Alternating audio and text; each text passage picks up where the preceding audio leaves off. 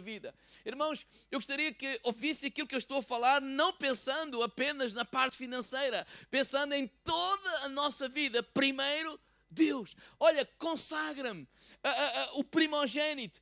E no versículo 8, eu vou ler aqui na Bíblia para todos, diz: porque, olha, nesse dia cada um dirá aos seus filhos que faz tudo isto por causa do que o Senhor vos fez quando deixaram o Egito. Olha, quando nós partilhamos com os nossos filhos, com alguém, olha, porquê que nós fazemos isso? Há um reconhecimento da nossa parte que Deus é o Senhor da nossa vida. Se eu estou aqui, se tu estás aqui, se tens o que tens, se consegues o que consegues, a Deus nós damos toda a honra, toda a glória. Ou seja, nós reconhecemos que é Deus na nossa vida. Então fazemos isso para quê? Para reconhecer. Versículo 12, eis do capítulo 13, verso 12. Mas ele diz assim, olha, apartarás para o Senhor tudo o que abrir a madre. Tudo o que abrir a madre do fruto dos animais que tiveres. Os mais serão do Senhor. Porém, tudo o que abrir a madre da jumenta, resgatarás com um cordeiro. E se não resgatares, cortar-lhe-ás a cabeça. Para todo o primogênito do homem entre os teus filhos, resgatarás. Ou seja, está a dizer, olha, o primeiro pertence a Deus. Há animais que eram que na cultura judaica eram considerados imperfeitos. Então diz, olha, no lugar desses animais primogênitos imperfeitos, tu vais sacrificar o quê? Um cordeiro. Esse cordeiro vai resgatar, vai salvar esse animal imperfeito. Mais à frente vemos também o seguinte, que se algum cordeiro ele tivesse defeito, esse cordeiro não devia ser dado ao Senhor, mas o que tivesse perfeito, ou seja, o melhor, não só era o primogênito, não é? Mas também era o melhor. E é um princípio que nós vemos por toda a palavra de Deus. Não só no Velho Testamento, mas no Novo Testamento, nós vemos esse princípio de primeiro Deus. Na verdade, se nós olharmos para nosso Deus, Ele operou segundo esta mesma lei que Ele próprio instituiu. Por exemplo, quando Adão e Eva pecaram no jardim do Éden, o pecado entrou na humanidade. Nós éramos como esses animais imperfeitos. Por isso, quando João Batista viu Jesus lá no Rio Jordão, em João capítulo 1, verso 29, ele disse assim, no dia seguinte, João viu a Jesus que vinha para ele e disse, eis o Cordeiro de Deus que tira o pecado do mundo. Ou seja, Jesus é o Cordeiro de Deus. Não só Ele é o unigênito, mas Ele tornou-se o primogênito entre muitos irmãos, que são todos aqueles que já o receberam como seu Senhor e Salvador. E se nós olharmos para este princípio, o primeiro, o que é que aconteceu a Ele? Foi sacrificado. Para quê? Para resgate de todos nós que estamos aqui. E por isso hoje estamos aqui para louvar a Deus, para glorificar a Deus, para honrar a Deus, que essa vida eterna que foi resgatada através de Jesus Cristo. Então o primeiro, ele era sacrificado para que o restante fosse protegido, fosse guardado, fosse abençoado. O primeiro era dedicado a Deus. E quando olhamos para a palavra de Deus, não vemos isso só apenas com cordeiros, vemos também com a parte das culturas, por exemplo, Êxodo capítulo 23, verso 19. Ou seja, na lei judaica não era apenas os primogênitos, era também os primeiros frutos da colheita. Êxodo 23, verso 19. Eu vou ler na Bíblia o livro, a tradução, o livro, que diz assim, trarão à casa do Senhor, vosso Deus, o melhor dos primeiros frutos da colheita de cada ano. O melhor dos primeiros frutos da colheita de cada ano. Não era apenas os primeiros frutos, digo ao meu lado, era o melhor. Porque eu acredito nisto, irmãos, e eu vou partilhar com os irmãos. Dar não ativa a bênção. Honrar é que ativa a bênção. Ou seja, é possível dar sem honrar. Mas é impossível honrar sem dar. Por toda a Bíblia, nós vemos, por exemplo, não é coincidência. Quando o povo de Israel sai do Egito e tem a promessa da terra prometida, eles têm 10 cidades pela frente. E não foi apenas, dá 10% uma cidade. Não. Assim, se nós vemos, a primeira cidade a ser conquistada foi a cidade de Jericó. E lá em Josué, ele disse assim, olha, essa primeira cidade, esses despojos, vocês não ficam nem com nada. Vai tudo para a casa do Senhor. Ou seja, é uma atitude de honrar a Deus. Nós dizemos, não, Ele é o Senhor da nossa vida. Ele é aquele que dirige a nossa vida. E essa primeira cidade pertenceu ao Senhor. E Deus o ajudou e os fortaleceu e os ajudou a conquistar todas as outras 9 cidades. Mas não só foi o primeiro, mas foi o melhor. Não foi só 10%. Não. É o primeiro. Isso é uma atitude de fé do nosso coração também. Para nós darmos o primeiro. Eu disse, eu não tenho garantia que vamos conquistar a segunda, não tenho garantias que vamos conquistar a terceira, não temos garantias que vamos conquistar a quarta, mas é uma atitude de fé, não, o primeiro, o melhor. Eu quero honrar o meu Deus. Eu reconheço que aquilo que eu sou, aquilo que eu tenho, não depende de mim, depende de Deus que está em mim, e eu quero honrá-lo com o meu melhor. É mais do que dar, é honrar. Diga-me ao lado, honrar. Vamos ver aqui uma história, 1 de Reis, capítulo 17, para falarmos sobre dar não ativa a bênção, é o meu ponto 2, honrar é que ativa a bênção. Alguma coisa que durante estes meses Deus tem feito sentido no meu coração, é muito mais do que dar, é honrar, parece que é a mesma coisa, mas eu posso dar sem honrar, mas não posso honrar sem dar. 1 de Reis 17, por isso é que diz 1 de Reis 17, os irmãos podem abrir, mas eu vou ler também Provérbios 3, 9 e 10. Podem-se olhar para a frente, onde a palavra de Deus diz assim, honra ao Senhor com a tua fazenda. Não é? Eu podia dizer, olha, dá. Não, é honra. Prestar honra. Quando tu honras alguém, tu estás a dar o melhor a alguém. Estás a dar o lugar de primazia a alguém. Quando tu queres receber alguém na tua casa e honras aquela pessoa, tu fazes questão de lhe dar o melhor. Há uma atitude no teu coração que estás a honrar, há um reconhecimento, é esta atitude, não, eu quero receber bem, eu quero dar o melhor, eu amo esta pessoa, eu respeito esta pessoa, eu honro esta pessoa. E por isso ele diz, honra ao Senhor, não é apenas, olha, dá uma oferta ao Senhor, não, honra como o Senhor da tua vida, como aquilo que tu tens, aquilo que tu consegues é devido a Ele. Ele é aquele que te guia, Ele é aquele que te guarda, Ele é aquele que te dirige, Ele é aquele que te fortalece. Vamos nós dizer, olha, o que é? Deus é tudo para mim. E eu quero honrá-lo dessa forma, dizer, olha, honra com as tuas fazendas, com as primícias de toda a tua renda, e se encherão os teus celeiros abundantemente, e transbordarão os teus lagares. Então esta história de 1 de Reis capítulo 17 é aquela história onde o profeta Elias Elias é enviado a uma viúva que está com dificuldade financeira. Ou seja, havia crise económica há mais de 3 anos e meio.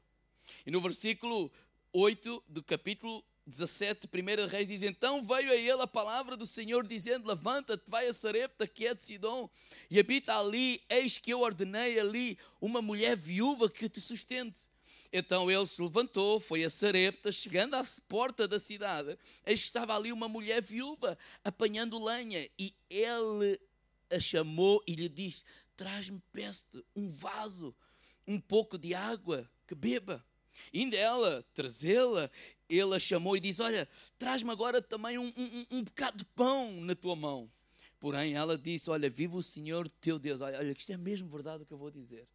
Olha, que nem um bolo tenho, senão somente um punhado de farinha numa panela, um pouco de azeite numa botija, e vês, apanhei 2 cavacos, vou prepará-lo para mim e para o meu filho, para que comamos e morramos. E Elias lhe disse, olha, não temas, vai, conforme a tua palavra, porém faz isto primeiro, diga ao meu lado, primeiro, para mim um bolo pequeno e trazeio aqui, depois farás para ti e para teu filho. Porque assim diz o Senhor, Deus de Israel, a farinha da panela não se acabará, o azeite da botija não faltará, até o dia em que o Senhor dê chuva sobre a terra. Mas, à primeira vista, irmãos, esta história não tem lógica. E não tem lógica porquê? Primeiro, o versículo 8, isto é espiritual, antecede o versículo 7. Ou seja, vem a seguir, vem a seguir ao versículo 7. E o versículo 7 termina uma história em que Elias estava a ser alimentado, mas aquele ribeiro secou, os corvos que o alimentaram desapareceram e ele, aparentemente, o que é que Deus diz a ele? Sai daí que eu vou-te levar a uma mulher para te sustentar. Aparentemente, parece que está Deus a guiar o profeta ou o homem de Deus para ser alimentado.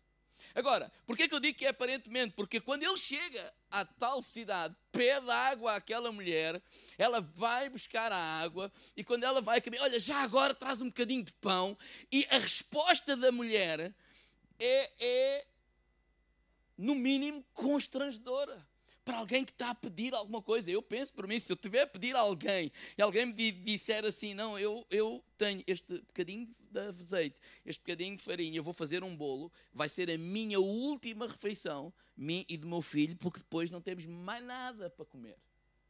É um bocado constrangedor, ou não? Se o propósito de Deus fosse sustentar Elias, ele não podia enviar um homem rico? Olha, sim senhor, anda lá à minha casa. Ou um homem que tivesse pão com abundância, vai lá à minha casa, pá, come aqui connosco, sai um dia, ou dois, ou não sei, o que quiseres. Mas Elias reconheceu que saiu de um lugar para ser sustentado, mas ao ouvir aquela mulher, ele percebeu, não, eu não estou aqui para ser sustentado. Deus me enviou aqui para abençoar esta mulher.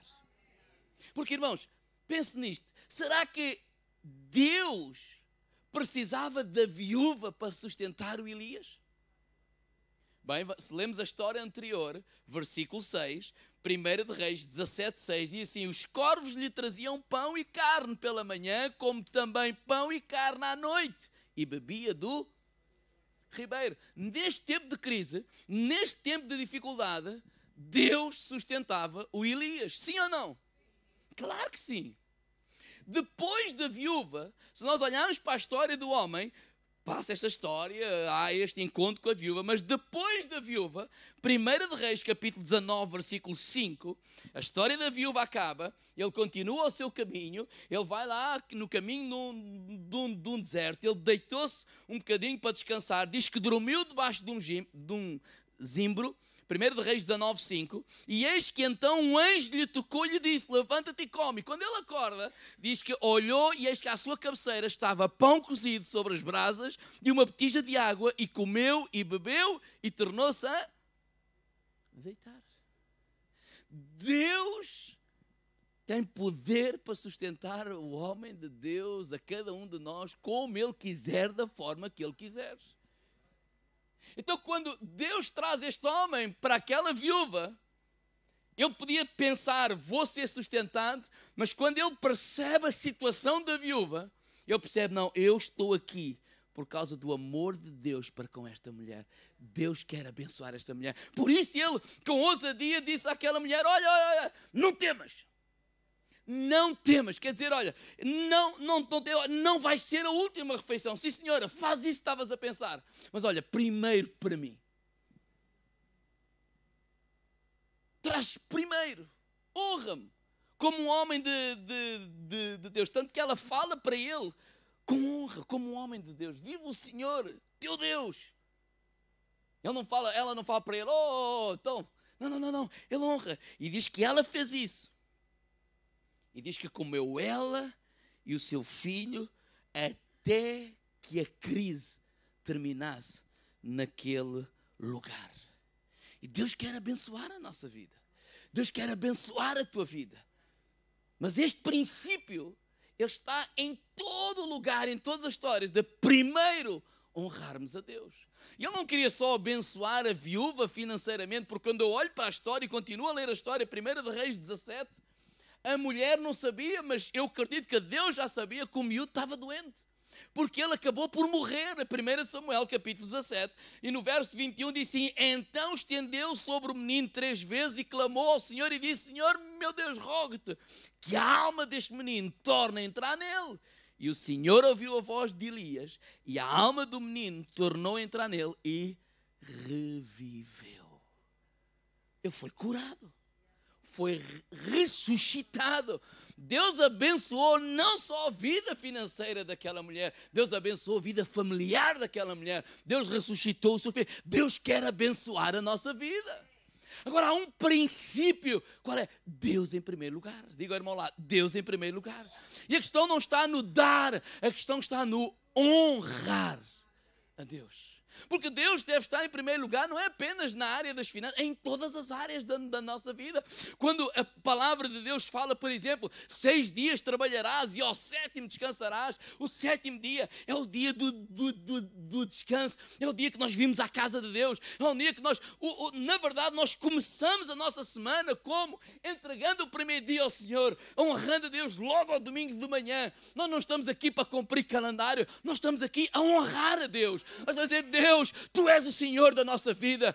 Olha, o mais importante não é o trabalho. Claro que o trabalho é importante, mas o trabalho que eu tenho é graças a Ti. Tu abres as portas, Tu me abençoas, Tu abençoas o fruto do meu trabalho. E eu quero Te honrar, eu quero Te louvar, eu quero ouvir a Tua palavra, eu quero Te dar o melhor da minha semana logo no domingo de manhã. E eu creio que toda a semana Tu vais continuar a abençoar a minha vida. É um princípio da palavra de Deus. Quando nós olhamos para os talentos, a parábola dos 10 talentos, para nós honrarmos a Deus com o nosso melhor. Então nós não servimos a Deus porque temos tempo. Esta mentalidade: pastor, eu não tenho tempo. Não é uma questão de tempo, é uma questão de prioridade. Não é uma questão de tempo, é uma questão de honra. Eu não sirvo a Deus porque tenho tempo ou deixar de ter tempo. Dizendo: não, Deus está em primeiro lugar e eu vou honrar ao Senhor. Eu compreendo o apóstolo Paulo quando ele diz: olha, se eu prego o Evangelho, me é imposta essa obrigação. Eu não tenho um pastor me a obrigar, eu não tenho vocês a obrigar que eu devo servir a Deus. Não, me é imposta essa obrigação. Oh, eu quero honrar a Deus em primeiro lugar, porque eu sei que aquilo que eu sou e aquilo que eu tenho, devo a Ele. Então não estamos a falar de dar, digo, irmão lá, de honrar. Honrar a Deus. Deus em primeiro lugar. Vamos ver outra história, Gênesis capítulo 4. Gênesis capítulo 4, verso 1. Vamos lá ver as horas, está quase.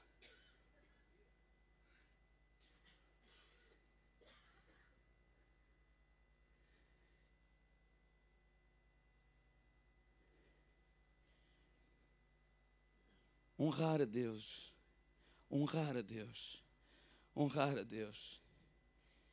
Nós compreendemos que há coisas que nós às vezes fazemos na igreja que não fazemos em casa. Porque não tem a ver com gostar ou não gostar, tem a ver, não, eu estou a honrar a Deus. Eu não estou a honrar a pastor ou A ou B, C. Claro que também honramos uns aos outros, mas acima de tudo eu estou a honrar a Deus, estou a servir a Deus.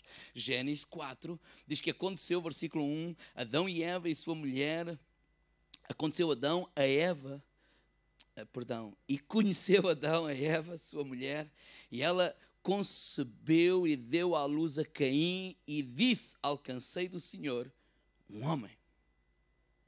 E deu à luz mais seu irmão Abel. Bem, eu não sei se eles eram gêmeos ou não. Estou a dizer isso porque ele não voltou a dizer e concebeu e tal, mas pronto. Abel foi pastor de ovelhas, Caim foi lavrador da terra. E aconteceu ao cabo de dias que Caim trouxe do fruto da terra uma oferta ao Senhor. Abel trouxe também dos primogênitos, das suas ovelhas, a sua gordura, e atentou o Senhor para Abel e para a sua oferta, mas para Caim e para a sua oferta não atentou. E irou-se Caim fortemente, descaiu-lhe o seu semblante. E o Senhor disse a Caim: por que tiraste? Quer dizer, há razão para tirares? Olha, por que descaiu o teu semblante? Se bem fizeres, não é certo que serás aceite? E se não fizeres bem, o pecado jaz à porta e sobre ti será o seu desejo, mas sobre ele deves dominar. E falou Caim ao seu irmão, e sucedeu que, estando eles no campo, Caim se levantou contra o seu irmão e o matou. Irmãos, vemos aqui estes dois homens a ofertar ao Senhor. E quando Caim fica triste, desanimado ou irado, como a palavra de Deus diz, o Senhor responde-lhe: olha, se fizesses bem, não seria aceito? Ou seja, por outras palavras, tu sabes como devias fazer, mas não fizeste. E o que é que Caim fez? Isto trouxe uma oferta. Dar. Nós podemos dar, mas podemos não honrar ao Senhor. Mas honrar é impossível não dar. Ou seja, nós podemos dar sem honrar, mas não podemos honrar sem dar. Ele deu uma oferta. Mas não é uma oferta. Mas não é tempo. Mas não é como eu quero. Ai, pastor, eu não sinto. É a mesma coisa. Ai, eu sinto fazer desta forma. É a mesma coisa. Ah, pastor, olha, eu sinto amar a minha esposa desta forma. Pois o problema é que Jesus já disse como é que nós devemos amar cada um a nossa esposa. Não é como tu sentes, é como Ele diz. Então o que Deus estava a dizer é: olha, não é como tu sentes dar a oferta, é como eu digo que tu deves dar a oferta. E o Abel, o que é que ele fez? Ele deu o primogênito. A tal honra. Não é só o primeiro, ele deu o melhor. Há uma atitude de honra nos seus corações. E o que é que a palavra de Deus diz? Que Deus atentou para a oferta de Abel. Então não se trata de negociar com Deus, trata-se de honrar a Deus. Não se trata-se de dar agradecimento, trata-se de dar reconhecimento que Ele é o Rei dos Reis, o Senhor, Senhor. E diz que as janelas do céu se abrem de par em par sobre as nossas vidas. Deus quer abençoar a tua vida. Diga, irmão lá, Deus quer abençoar a tua vida. Qual é a chave? Deus em primeiro lugar. E eu ia dizer que vou terminar esta última parte, mas terminar dizendo isto: a lei que impera é a lei do amor, não da obrigação. Diga ao irmão ao lado: amor, não obrigação. Diga: bênção, não maldição. Não damos para receber, damos para honrar a Deus. A lei que opera é a lei do amor, não a lei da obrigação. A lei que opera é a lei da bênção, não da maldição. E eu dou para honrar a Deus, não para receber. A Deus não me abençoa? Claro que sim. Mas aquilo que me move é honrar a Deus. Deus para ti o melhor. Porque essa questão de dizer: eu dou a quem eu quero. Eu vou dar o meu dízimo para os bombeiros voluntários. Sim, mas ali tu não honras a Deus. Eu vou dar o meu dízimo para os pobres, mas aí tu não honras a Deus. Porque a questão não está no dar. A questão está no honrar. Ao domingo de manhã eu não venho à casa de Deus, vou aos bombeiros voluntários. É aí que honras a Deus. Então eu vou terminar mostrando um quadro, só para explicar estas 3 frases. É dizer, como é que eu penso, ou como é que eu vejo a palavra de Deus. A lei que opera não é obrigação, é amor. E não é maldição, é bênção. Ou seja, é o amor e não a obrigação. É a bênção e não a maldição. Vamos lá. Eles vão me ajudar. Quer dizer, têm-me ajudado. A primeira vez que nós vemos a palavra dízimo, está ali, não vamos abrir, em Gênesis capítulo 14, versículo 18 a 28, que fala aquela história de Abraão vai para uma guerra e ele vai, na verdade era o Ló, o seu sobrinho que tinha sido capturado, e ele vai lá para libertar o Ló, e ele liberta o Ló, recolhe todos os despojos e vem com tudo aquilo que os homens tinham roubado, ele recupera tudo. E quando ele chega e vem, ele se encontra, e eu vou ler, Gênesis 14, 18, diz assim: Melquisedeque, rei de Salém, trouxe pão e vinho, e era este sacerdote do Deus Altíssimo. E trouxe esse pão e vinho a quem? ao Abraão. E diz que, e o abençoou e disse, não só trouxe pão, trouxe vinho, e abençoou Abraão e disse, bendito seja Abraão, o Deus do Altíssimo, o possuidor dos céus e da terra, e bendito seja o Deus do Altíssimo. Então disse, Abraão entregou, porque esse Deus do Altíssimo entregou os seus inimigos nas tuas mãos. E então diz que Abraão deu-lhe o dízimo de tudo. Ou seja, quando este sacerdote eterno, porque tem a ver com o próprio Deus, encontra Abraão, lhe dá pão e vinho. Sabe o que significa pão e vinho? E diz que o abençoou. E sem ele dizer nada, de livre vontade, não há aqui obrigação alguma, de livre vontade, há Abraão a dizer assim, eu vou-te dar o meu dízimo.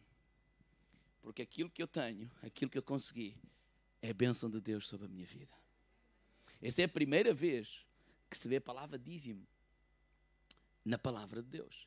A seguir, Abraão, podem colocar outro slide, se faz favor. Abraão tem Isaac, quase com 100 anos, lembram-se? Depois, Isaac tem Jacó. Depois, Jacó tem os 12 patriarcas. Não é? E mais tarde, dentro desses 12 patriarcas, tem o José, que vai parar ao Egito. Vocês começarem a somar, Isaac mais ou menos teve Jacó com 60 anos. Bem, vocês começam a somar, vai ali passar muitos anos. José vai para o Egito. No Egito ele acontece o que aconteceu, é preso e tal, mas depois torna-se o número 2 do Egito. Deus abençoa o José. Toda a família de José, o pai e a família, vai morar lá no Egito. Começam a ser abençoados, começam a prosperar. O José morre. O faraó morre e o novo faraó começa a escravizar o povo de Deus. E o que é que acontece a seguir? Durante 430 anos, eles são escravizados. 430, se vocês começarem a somar 430 mais todos os outros, já são mas centenas de anos estão a passar. E diz que quando eles estavam escravizados no Egito, eles clamam por um libertador. Deus envia Moisés. Moisés é o homem de Deus que os liberta, quer dizer, que guia o povo a esta libertação do Egito e os traz até à terra prometida. Durante essa caminhada, eles passam pelo Monte Sinai. E é no Monte Sinai que eles recebem a lei. E dentro da lei, Deus volta a falar de quê? De dízimos. Sim ou não? Aqui não há obrigação. No sentido, não há a maldição, há bênção. Mas aqui é um dízimo de Malaquias 3:10, onde fala que roubam a Deus, ou seja, é um dízimo até punitivo. Quem não desse era punido, era amaldiçoado, era considerado ladrão. De facto, era isso que acontecia no tempo da lei. Depois, o que é que acontece? Aparece Jesus. Lá.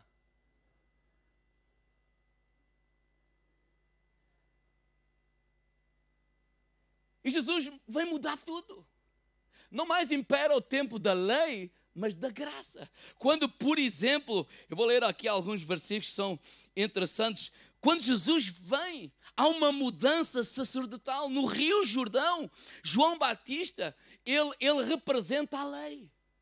Tanto a maneira dele falar, a maneira dele agir, ele representa a lei. A lei, ou ele representa o sacerdócio levítico, não é? Ele representa a lei. Mas Jesus, ele representa a graça. E diz assim, quando Jesus representa a graça, diz assim, Hebreus 7:12, porque mudando-se o sacerdócio, necessariamente se faz também uma mudança de lei.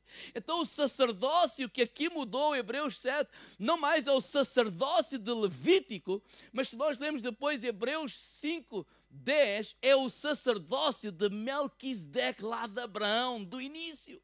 Se nós lemos, porque quando Jesus disse, olha, vós sois a geração eleita, sacerdócio real, que sacerdócio é esse? Se Jesus é a cabeça, nós a igreja somos o corpo. Eu vou ler Hebreus 5:5, diz assim, assim também Cristo não se glorificou a si mesmo para se fazer como sacerdote, mas aquele que lhe disse, tu és meu filho, hoje te gerei. Como também diz noutro lugar, tu és sacerdote eternamente, segundo a ordem de Melquisedeque, o qual nos dias da sua carne, oferecendo com grande clamor e lágrimas, orações e súplicas ao que podia livrar da morte, foi ouvido quanto ao que temia. Ainda que era filho, aprendeu a obediência por aquilo que padeceu, e sendo aperfeiçoado, veio a ser a causa da eterna salvação para todos os que nele obedecem, chamado por Deus, segundo sacerdote, segundo a ordem de Melquisedeque. Há uma mudança de sacerdócio, por conseguinte, há uma mudança de lei. Então, por outras palavras, o que é que estamos a dizer? Que quando Jesus aparece, há uma mudança de sacerdócio, e isto está a branco e ali a branco, de propósito, quer dizer que isto aqui do meio desaparece. Acabou. Este sentimento de mal, vais parar ao inferno. Digo, irmão lá, não vais parar ao inferno. Este sentimento, porque este sacerdócio de Levítico, ele terminou. Então, este sacerdócio do tempo de Abraão, que nada tem a ver com lei, já viu quantos anos está para trás? Né? É o sacerdócio eterno. E este sacerdócio aqui é um sacerdócio, podem colocar agora até ao final. É um sacerdócio temporal, teve um tempo. Mas que quando Jesus veio, todo esse tempo terminou. Então, quando as pessoas dizem, o dízimo já não é para hoje, porque acabou com a lei, etc. Bem, quando Jesus disse lá em João 8,38, se vocês são filhos de Abraão, então façam as mesmas obras de Abraão. E de facto nós somos filhos de Abraão. Abraão não era judeu, Abraão era gentio, como cada um de nós. Então hoje, aquilo que opera, aquilo que passou daqui para aqui, não é a maldição, é a bênção. Não é o sentimento de obrigação, é o sentimento de amor, honra. Eu reconheço, quando eu recebo, eu reconheço, não, aquilo que eu sou, aquilo que eu tenho, vem do meu Pai Celestial. E onde eu vou dar o meu dízimo, onde há um sacerdote que me dá pão e vinho, onde eu sou alimentado com a palavra de Deus, onde eu recebo a palavra de Deus, sou alimentado, sou abençoado, da livre vontade, não porque eu sou obrigado a fazê-lo, mas da livre vontade, eu vou abençoar este lugar, eu vou dizimar, não, eu reconheço, há um sacerdote de Deus nesse lugar, que abençoa a minha vida, e eu quero estar debaixo dessa bênção de Deus, e ele vai e honra ao Senhor. Aquilo que o move é o amor e não a obrigação. Aquilo que nós estamos debaixo é da bênção de Deus e não da maldição. E nós damos não porque vamos receber, claro que Deus nos abençoa, mas nós damos em primeiro lugar porque nós honramos ao Senhor. Ele é o primeiro na nossa vida, em todas as áreas da nossa vida. Ele é o primeiro. Ele é o primeiro. Ele é o primeiro. Por que é que eu expliquei isso? Porque vocês dizem que eu estou aqui, não sei se repararam ou não, mas eu nunca falei em relação a dízimos, em relação à maldição. E nunca falei de propósito, porque há toda uma teologia que eu creio, que nós não estamos debaixo da maldição. Não é esse sacerdócio que opera nos dias de hoje. Eu não sou representante do sacerdócio de Levítico, eu sou representante do sacerdócio segundo a ordem de Melquisedeque. Há a bênção de Deus sobre a nossa vida. Eu reconheço que há a bênção de Deus na nossa vida. Há a bênção de Deus na minha vida. Por isso nós precisamos da fé para dar. Para dar o melhor. Para dar o primeiro. Ou seja, aqui não se trata de percentagens. Claro que eu honro a Deus, como eu disse, é 10%. Mas trata-se de andar logo o primeiro. Logo o melhor. Logo a primeira parte. Primeira coisa quando eu recebo. Claro que se eu recebo uma quarta, eu não pago água nem luz e tal, porque ainda não chegou domingo. Não. Mas, primeira coisa, eu vou honrar a Deus. Porque há um reconhecimento que aquilo que eu sou e aquilo que eu tenho é a bênção de Deus sobre a minha vida. E há fé, porque Ele vai cuidar de mim e eu vou-me ajudar a conquistar a segunda cidade, a conquistar a terceira cidade, a conquistar a quarta cidade, a conquistar as cidades que tiverem para conquistar. Nós vamos conquistá-las. Pagar essas contas, vamos conquistar, vamos crescer, vamos andar para a frente. Tu vais andar para a frente, porque nós queremos ter uma vida abençoada. E se eu quero ter uma vida abençoada, digo ao irmão lá, Deus em primeiro lugar. Vamos ficar de pé. Deus em primeiro lugar. Deus em primeiro lugar. Deus em primeiro lugar. Deus em primeiro lugar.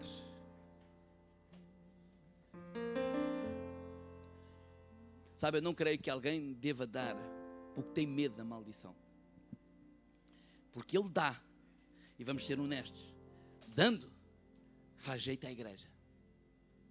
Sim ou não? Mas Ele está a honrar a Deus? Não. Ele está a chorar aquilo que dá. Ele não reconhece Deus como o Senhor da sua vida. Ele tem medo de Deus. Por isso há muita gente que dá e não vê resultado na sua vida. Porque eles não estão a honrar a Deus, eles estão a chorar aquilo que dão. Eles estão com pena daquilo que dão. Eles estão a clamar aquilo que dão. Eles não estão a reconhecer Deus, o Senhor. Porque quando eu reconheço Deus, o Senhor, eu estou a dizer assim, se eu tenho o que eu tenho. Sabe o que é que o Abraão disse quando deu? Eu só tive vitória porque tenho Deus na minha vida. Porque se eu não tivesse Deus na minha vida, eu não tinha vitória. Então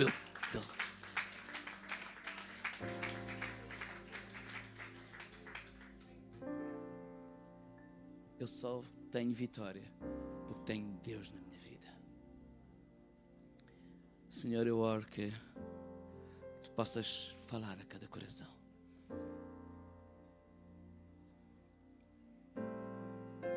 Igreja, que isto seja um princípio em todas as áreas. Quando dizemos domingo, é dia do Senhor, é dia do Senhor. É dia de vir honrar a Deus. É dia de vir à casa de Deus. É dia de dar o primeiro a Deus. É dia de dar o melhor a Deus. Tudo o resto. Jesus não falou isso no Novo Testamento? Mateus 6,33. Buscai primeiro o reino de Deus. Tudo o resto será acrescentado. Qual tudo? Lemos para trás, versículo 25, 26, 27, 28, 29, 30. O que comer, o que beber e o que vestir vos será acrescentado. Fala com Deus agora mesmo. Fala com Deus agora mesmo. Fala com Deus agora mesmo.